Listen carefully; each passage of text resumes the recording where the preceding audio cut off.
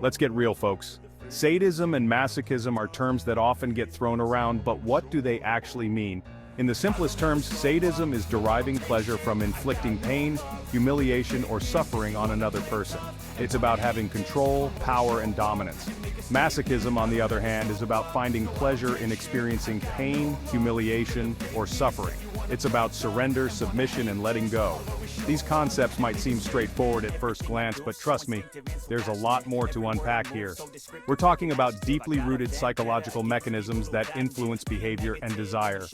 We're going to delve into the complexities of these terms, exploring their historical roots, psychological underpinnings, and ethical implications. So buckle up and get ready for a deep dive into the intricacies of human desire. Now, where did these terms even come from?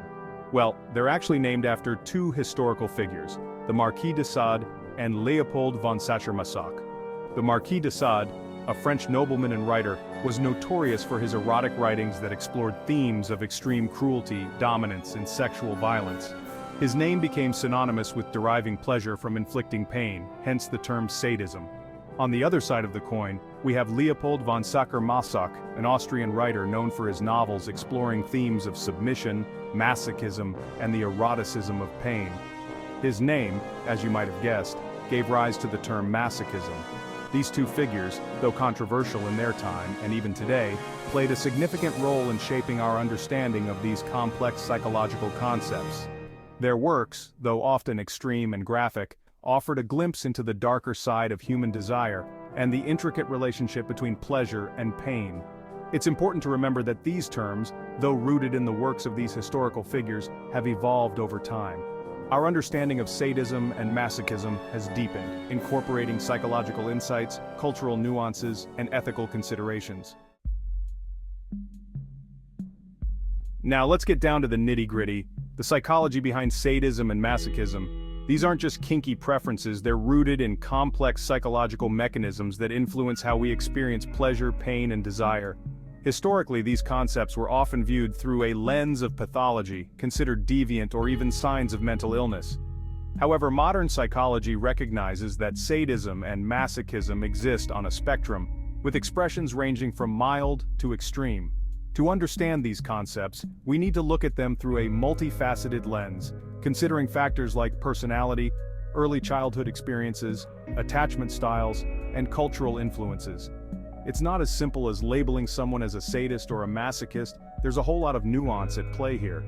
We're talking about the interplay of power dynamics, the desire for control and surrender, and the intricate relationship between pleasure and pain. It's about understanding the human need for connection, intimacy, and the exploration of boundaries, even if those boundaries push us outside our comfort zones. Sigmund Freud, the father of psychoanalysis, had a thing or two to say about sadism and masochism. He saw these tendencies as intertwined and rooted in our earliest experiences, particularly during the anal stage of psychosexual development. According to Freud, this stage, which typically occurs between the ages of 1 and 3, is all about control, power struggles, and the pleasure and frustration associated with bowel movements.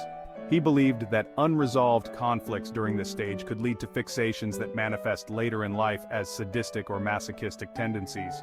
Freud viewed sadism as a perversion of the sexual instinct, a way of turning aggression outward.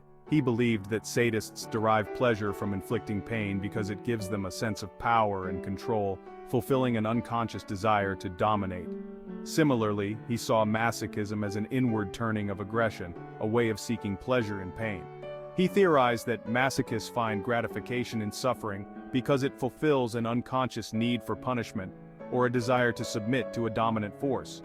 While Freud's theories have been both influential and controversial, it's crucial to remember that they represent just one perspective on a complex issue.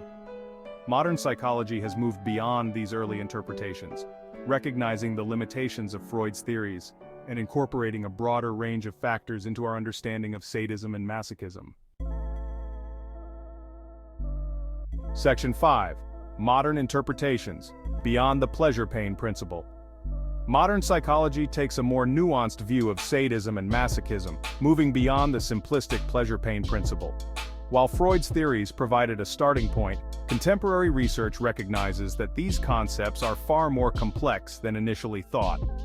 Current perspectives emphasize the role of individual differences, personality traits, relationship dynamics, and cultural influences in shaping these desires. For instance, some individuals may be drawn to sadomasochistic practices as a way to explore power dynamics, while others may find it to be a form of self-expression or a way to enhance intimacy and connection. Moreover, modern interpretations acknowledge that sadism and masochism are not necessarily pathological. In fact, when practiced consensually and safely within the context of a healthy relationship, they can be a source of pleasure and fulfillment for both partners. It's also important to recognize that the expression of these desires can vary widely. While some individuals may engage in more extreme forms of sadomasochism, others may find satisfaction in milder forms, such as playful dominance and submission in everyday life. Section 6. Everyday Echoes, Subtle Manifestations of Sadism and Masochism. Believe it or not, you don't have to dive into the world of whips and chains to encounter elements of sadism and masochism. These tendencies can manifest in subtle ways in our everyday lives, often disguised as socially acceptable behaviors. Think about it. That friend who loves playing pranks, pushing your buttons just to get a rise out of you? That's a mild form of sadism, deriving amusement from your discomfort. Or how about that coworker who seems to thrive on taking on extra work, even to the point of burnout? That could be a subtle expression of masochism, finding satisfaction in self-sacrifice and pushing their limits.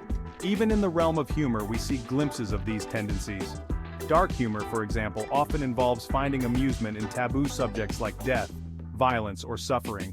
This type of humor can be a way of coping with difficult emotions, but it also hints at the complex relationship we have with pain and pleasure. Remember, these are just everyday examples, and they don't mean that everyone who enjoys a good prank or pushes themselves at work is a sadist or a masochist. However, these subtle manifestations highlight how these tendencies are woven into the fabric of human behavior, often operating below the surface of our awareness.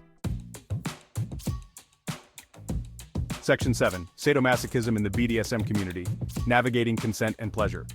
Now let's talk about the BDSM community, where sadomasochistic practices are often explored and celebrated openly and consensually. BDSM stands for bondage and discipline, dominance and submission, sadism and masochism. Within this community, individuals can explore their desires and boundaries in a safe and structured environment. It's about communication, negotiation, and establishing a clear understanding of what both partners are comfortable with. It's crucial to remember that participation in BDSM activities is a choice, and within this community, consent is paramount. It's not about forcing anyone into anything they don't want to do. It's about mutual respect, open communication, and shared pleasure. The BDSM community offers a space for individuals to explore their desires, push their boundaries, and experience pleasure in ways that might be considered taboo or unconventional outside this context. It's about reclaiming power, exploring vulnerability, and deepening intimacy through shared experiences. Section 8. The Paramount Importance of Consent, a Non-Negotiable Boundary. Let me be crystal clear. Consent is the absolute cornerstone of any healthy sexual interaction, especially when it comes to BDSM. This isn't just about saying yes or no, it's about ongoing, enthusiastic agreement between all parties involved. In the BDSM community, consent is often formalized through the use of safe words, which allow anyone to halt an activity at any time, no questions asked. This ensures that everyone feels safe, respected, and in control of their own experience. It's important to remember that consent is not a one-time thing. It's an ongoing process that should be revisited throughout any sexual encounter, particularly when exploring new activities or boundaries. It's also crucial to understand that consent cannot be given under duress or coercion. If someone feels pressured or forced into something they're not comfortable with, it's not consent, it's abuse. Section 9. When pleasure crosses the line, differentiating between consent and abuse. Now, we need to address the dark side of the coin, when pleasure crosses the line into abuse. Just because someone enjoys pain or derives satisfaction from inflicting it, doesn't give them a free pass to harm others. Sadism and masochism, when practiced without consent, or in a way that inflicts harm, are not expressions of healthy sexuality. They're forms of abuse. There's a world of difference between consensual BDSM play and non-consensual acts of violence or coercion. Abuse is about power and control, about one person exerting their will over another without regard for their well-being. It's never okay, and it's never the victim's fault. If you or someone you know is experiencing abuse, please reach out for help. There are resources available to support you, and you don't have to go through this alone. Section 10. Ethical Considerations: Navigating the Complexities of Desire. The exploration of sadism and masochism raises a whole host of ethical considerations that we need to grapple with. It forces us to confront our own beliefs about sexuality, consent, and the boundaries of acceptable behavior. It's easy to shy away from these uncomfortable conversations, to dismiss these practices as taboo or deviant, but by doing so, we miss an opportunity to engage in meaningful dialogue about the complexities of human desire, the importance of consent, and the ethical responsibilities we have to one another. We need to create a space where we can openly and honestly discuss these issues, promoting education, understanding, and respect for the diverse range of human sexual expression. Section 11. Conclusion: Understanding the spectrum of human experience. So, what have we learned about sadism and masochism? Well, we've scratched the surface of these complex concepts, exploring their historical roots, psychological underpinnings, and ethical considerations.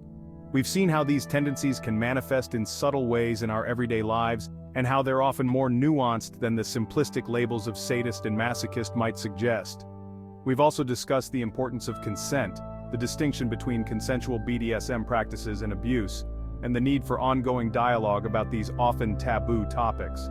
Ultimately, understanding sadism and masochism requires us to confront our own biases, to engage in open and honest conversations, and to recognize the diverse spectrum of human experience. It's about respecting individual choices, promoting safety and consent, and fostering a greater understanding of the complexities of human desire.